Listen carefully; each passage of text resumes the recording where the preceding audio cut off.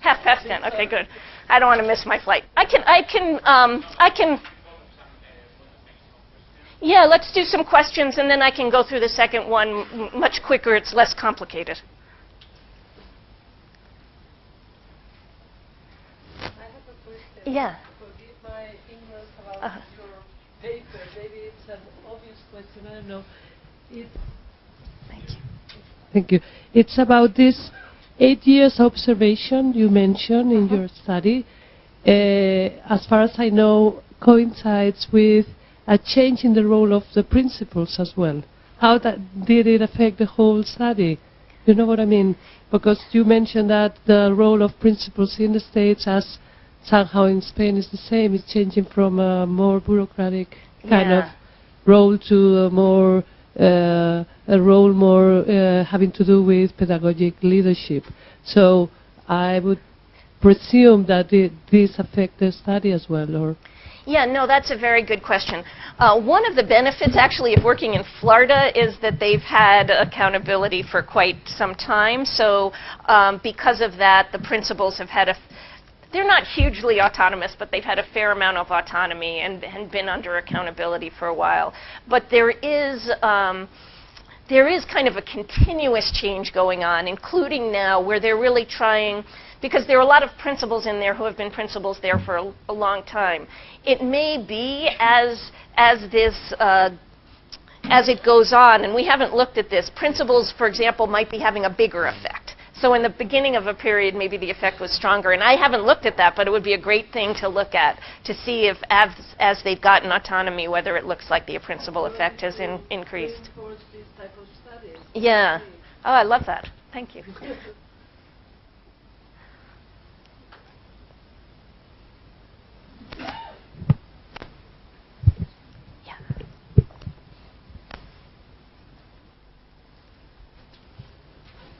So you mentioned in the last part, if I understand it correctly, that there is no correlation between the measures you got and the opinions of the staff, teachers, and students. Just the improvement measure. So the first measure, which is the school effects, is positively related to all of them. Okay, so that means that if you construct a kind of an indicator in which you mix all of these indicators you are mentioning, so your measure, the opinions of teachers, students, families, then you can construct an indicator which will be very close, reflecting the quality of the principals. So that's the question that we don't know for sure. So we do know there's consistency between the first measure, which is really a measure of the effectiveness of the school. I think it's a pretty good measure of how effective the school is. That is correlated with things like how high the district evaluates the principal. So it could be that it is really capturing a principal effect, but it could also be that the district is evaluating the principal on how good the school is, and the reason the school isn't good isn't in their control. So I think it's very hard to conclude what's right. We don't have a perfect causal measure to say, let's try these different measures and see how it's really related to cause. You would have to kind of randomly assign kids to principles, and we don't have that. So the best we can do is say, how are these measures that differ conceptually, how do they relate to what the district thinks is good? How do they relate to what assistant principals think a good principal is? And there's we see that they're all just really measuring how good the school is.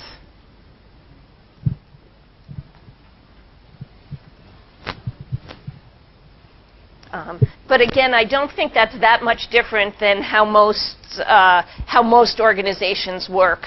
It's that it is, if the leader has autonomy, the growth, the learning in the organization, the profits in the organization are in some ways their responsibility, adjusting for things like their context. So in this case, we have a lot of controls in there for the kinds of students they serve. So it's a very fair comparison.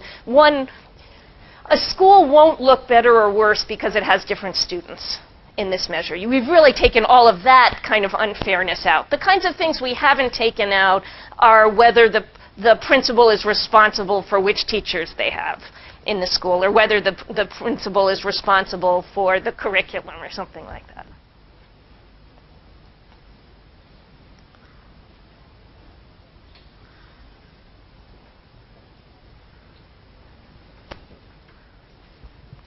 Hello, through Twitter we have a question, and it's if you can explain how a person became a headmaster there. Oh, yes. So you have to have been a teacher to become a principal, and then you have to go through some kind of administrative certification and training program, and then the district essentially selects you, and it varies in terms of whether the district assigns the principal to the school.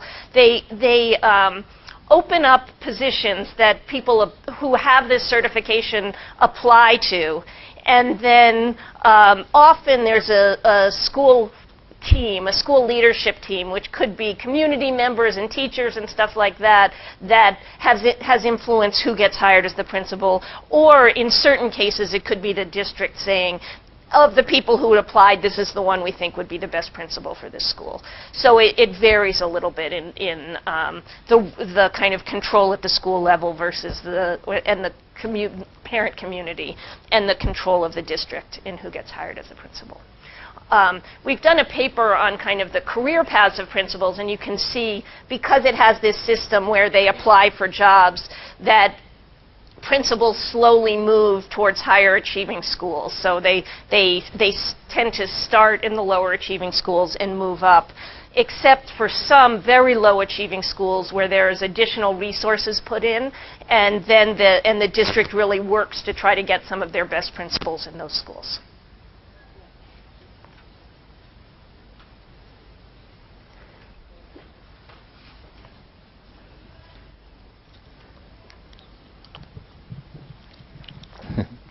Is there a big effect in the results of principals, the election of teachers? Is there, so do principals hire teachers, is that? Or when a principal select their staff. Oh, do they select them? Yeah. Yeah. So it's similar that in many big districts now, there's a first stage where the district kind of we have teacher certification, and then the district okays some teachers to work there, and that could be anything from just a criminal background check to a personality profile. You know, the districts range in there, but now almost all places in the U.S., the principal then of that pool, the people can apply to each school, and the principal gets to choose which teacher they want to hire. There's sometimes a hiring team, so sometimes, you know, other teachers who will, in that grade or in that subject, will participate in the hiring process, but it's all it is this mutual consent where in general principals have the ability to hire their teachers. Yeah. I actually think that's really important for autonomy, but that's a different question, and I know that's not how it happens. It's a transition. It didn't always used to be, but it's just a great thing for a school to realize that they really need somebody with certain strengths, and to be able to go try to find that person with certain strengths. I think it helps the schools do better. Okay, should I just go on briefly into this next one?